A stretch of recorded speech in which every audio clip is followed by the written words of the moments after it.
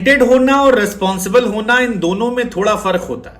और यही कहानी पाकिस्तान की है, जिसके प्लेयर टैलेंटेड तो हैं लेकिन रिस्पॉन्सिबल नहीं है। मतलब डू और डाई मैच में पाकिस्तान की तरफ से 270 रन स्कोर बोर्ड पर भले ही अच्छे लग रहे हों, लेकिन यह बात याद रखनी चाहिए कि इस पाकिस्तान गेंदबाजी के सामने अफगानिस्तान के प्लेयर ने जिम्मेदारी से खेलते हुए 8 विकेट से जीत दर्ज की थी और आज सामने साउथ अफ्रीका है। वैसे ये 270, 350 या 350 हो सकते थे अगर पाकिस्तान की तरफ से किसी भी व्यक्ति ने जिम्मेदारी निभाई होती, क्योंकि अगर आपके 11 में से 7 प्लेयर डबल डिजिट तक पहुंच जाते हैं और उनमें से कई ऐसे जिन्हें अच्छा स्टार्ट मिल जाता है, जैसे बाबर आजम, मोहम्मद रिजवान, इफ्तिकार अहमद, सऊद शकील, शादाब खान, मोहम्मद नवाज, और किसी ने समझा होता कि बाबू कम से कम 50 ओवर तो खेल लो, 50 ओवर खेलोगे तो 2-4 रन एक्स्ट्रा ही बन जाएं, कम नहीं बनेंगे। लेकिन पाकिस्तान है। खैर, पाकिस्तान ने 270 बना दिए हैं, गेंदबाजों के सामने 271 रन डिफेंड करने को है, जैसे तैसे 270 बना दिए हैं। भला हो सऊद शकील और शादाब खान का, जिन्होंने एक अच्छी पार्टनरशिप कर दी, वरना 150 के अंदर तो टॉप 5 जो है वो आराम से बैठ के ड्रेसिंग रूम में बिरयानी खाने की तैयारियां कर रहे थे और कराची लाहौर एयरपोर्ट का टिकट देख रहे थे। लेकिन फिलहाल ये मैच पाकिस्तान ही नहीं बल्कि क्रिकेट फैंस के लिए भी इंपॉर्टेंट है, क्योंकि ये मैच अगर पाकिस्तान हारती है तो फिर आगे के मैचेस बोरिंग हो जाएंगे, टॉप 4 क्लियर हो जाएगी और फिर इंटरेस्ट जो है वर्ल्ड कप से कम होने लगे। लेकिन ये बात हमको नहीं समझनी, ये बात हमसे पाकिस्तान को समझनी, क्योंकि स्टेक पर सब उनका था। अगर वो हारते हैं तो बाबर आजम की कैप्टनसी जाएगी, पाकिस्तान टीम जो है कराची या लाहौर एयरपोर्ट के लिए रवाना हो जाएगी। पाकिस्तान का इंडिया में एक ऐसा दौरा होगा जिसके बारे में पूरा मुल्क उनका थूथू थूथू करेगा और बहुत सारे इश्यूज जो है निकल कर सामने आएंगे, क्योंकि पीसीबी ने तो वैसे भी कह दिया कि बाबू 2 ही आदमी जिम्मेदार हैं जिनको रिस्पांसिबिलिटी दी गई थी, तो जीते तो नाम इनका, हारे तो इनका, बलि का बकरा तैयार है पहले से, किसको हलाल किया जाएगा। लेकिन इस मैच में पाकिस्तान की ओपनिंग पार्टनरशिप ने डिसअपॉइंट किया, केवल 20 रन की पार्टनरशिप हुई और मेरे जहन में सवाल यह आ रहा था क्या फखर जमान को खिलाना चाहिए था। Well, he is a class player, fit थे, फाइन थे, आप उन्हें मौका देते इमामुल हक की जगह तो शायद कोई डिस्ट्रक्टिव पारी जो है वो देख सकते थे। नहीं भी चलते तो कम से कम अपने आप को तो मौका देते अफ्रीका के बल्लेबाजों को देखते हुए कि वो तेज तर्रार खेलने वाले बल्लेबाज हैं और आपके पास एक प्लेयर है जो चैंपियन प्लेयर है, वो एक्चुअली में चैंपियन प्लेयर है, लेकिन आपने उसका कॉन्फिडेंस खत्म कर दिया है।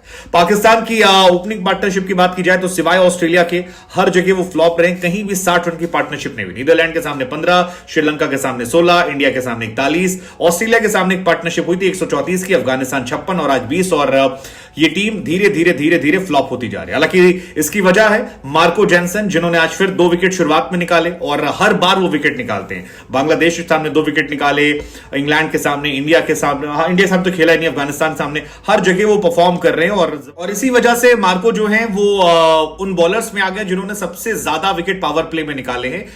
वो 2003 वर्ल्ड कप से मैकग्राथ टॉप पर है, चामुंडावास मैकग्रा 14, चामुंडावास 13, बोल्ट 13, जेनसन जो है वो 10 विकेट पावर प्ले में, तो ये कमाल था।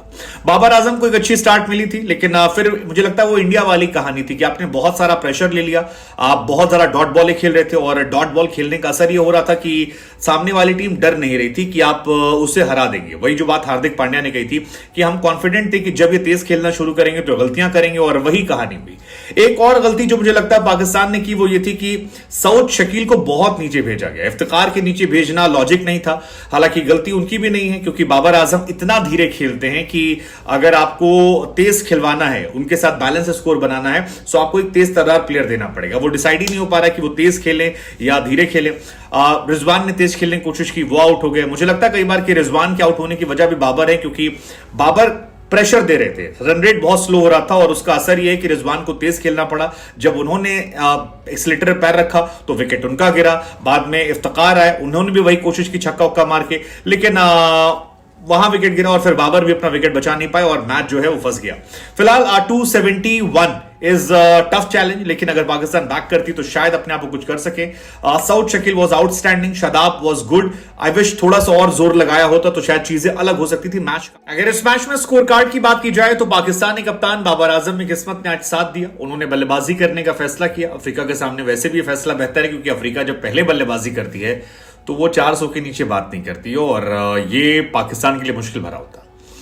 हालांकि टॉस जीतने के बाद कुछ अच्छे शॉट्स तो जरूर देखने को मिले, जो लुंगी की बॉल पर दो चार अच्छे शॉट लगाए, लेकिन उसके बाद जब अब्दुल्ला शफीक की तारीफों के गौतम गंभीर पुल बांध रहे थे कि यार देखिए क्या क्लास बैट्समैन है, ये भी मार लेता है, वो भी मार लेता है, ऐसे भी खेल लेता है, वैसे भी खेल लेता है, ये भी कर लेता है, वो भी कर लेता है, सो अब्दुल्ला शफीक ने कहा कि बाबू अब इतनी तारीफ कर दी तो हम नहीं खेल पाएंगे, हम एक खराब शॉट मारेंगे और आउट हो जाएंगे। और फिर 17 बॉल पर 9 रन बनाकर आउट हो गए।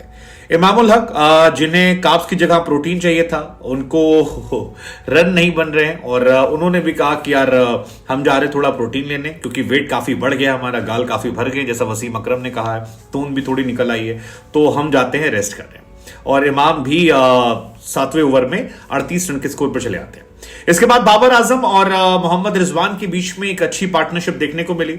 ऐसा लग रहा था कि शायद मोमेंटम जो है वो धीरे धीरे शिफ्ट हो रहा है, लेकिन मोहम्मद रिजवान अर्धशतक नहीं लगा पाए और उनके साथ भी वही कहानी है कि जब से उन्होंने वो इजराइल वाली पोस्ट की कंट्रोवर्सी की है, उसके बाद से एक मैच में भी रन नहीं बन रहा, मतलब रन ही नहीं बन रहा उनसे। इतनी अच्छी फॉर्म में वो चल रहे थे, जबरदस्त बल्लेबाजी कर रहे थे।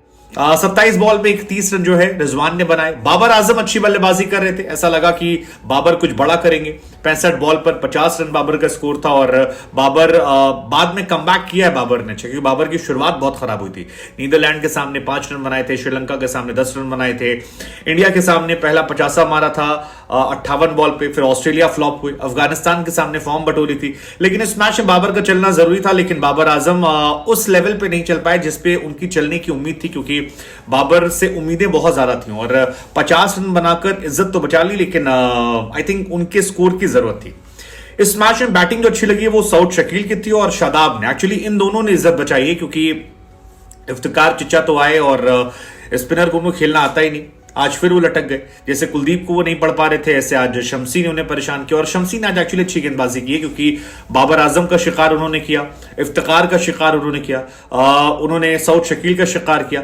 बस आखिरी में वसीम जूनियर ने उनको एक बेहतरीन छक्का मारा था, वो धोनी वाला हेलीकॉप्टर, वो बड़ा बेहतरीन हमको लगा, बाकी तो अच्छी गेंदबाजी कर रहे थे। सऊद शकील और शादाब ने एक अच्छी पार्टनरशिप दी, जिसकी वजह से ये मैच बचा, क्योंकि 141 से बाबर का विकेट गिरा था, 5वां विकेट, उसके बाद 225 से ले जाना, आई थिंक वो एक बड़ा क्रेडिट था। शादाब खान ने फाइनली कोई अच्छी पारी खेली, हालांकि वो और लंबा खेल सकते थे, लेकिन अनफॉर्चुनेट थे। नवाज भी ऐसे ही आए गए, थोड़ा और टिकते तो शायद और ज्यादा रन बनते, लेकिन इसमें तारीफ करें क्योंकि इस मैच में पाकिस्तान इजीली 350 रन बना सकती थी और बहुत आसानी से बना सकती थी, अगर किसी बल्लेबाज ने जिम्मेदारी ली होती कि 50 ओवर तक खेलना है, लेकिन पाकिस्तान के इरादे थे ही नहीं 50 ओवर वाले, and I think that was the reason कि पाकिस्तान ने स्ट्रगल किया और ये मैच फंस गया। गेंदबाजी की बात करें तो मार्को जैनसन यार परफेक्ट ऑलराउंडर है यार, हर मैच में बंदा विकेट निकालता है और पावर प्ले में जबरदस्त विकेट निकाले हैं, हर बार वो कमाल करते, तो आई थिंक उनकी जितनी तारीफ की जाए वो कम है।